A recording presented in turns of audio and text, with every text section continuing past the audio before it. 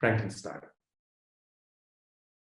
Through the lens of this well-known book by Mary Shelley, we can see how the heroic efforts to build a perfect society, when taken to extremes, can result in grotesque creation that, if we were to disavow or not take enough responsibility for, can come back to kill us all.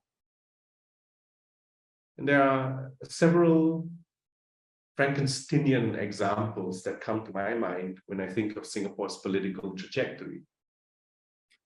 One has to do with high political salaries, which the neoliberalized Lee Kuan Yew himself controversially insisted in the 1990s would be vital for improving the quality of future leadership.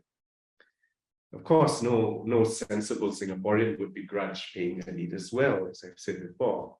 But paying them salaries that are so much higher than other world leaders is hard to stomach.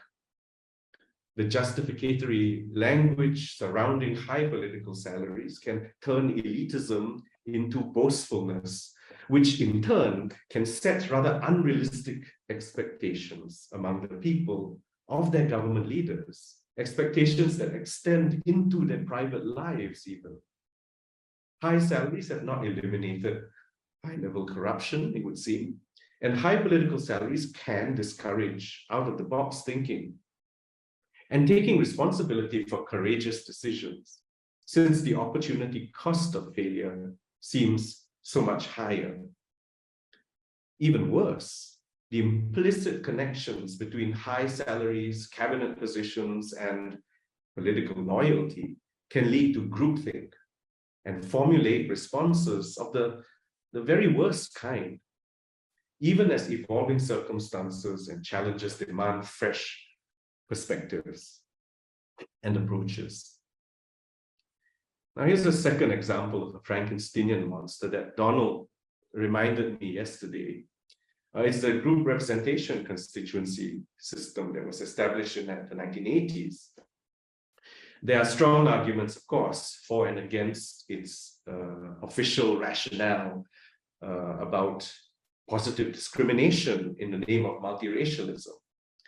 But the unintended consequences of establishing such a bold institution would include shepherding untested young technocrats into powerful positions where they would continue to be protected from the real challenges of politics and democracy.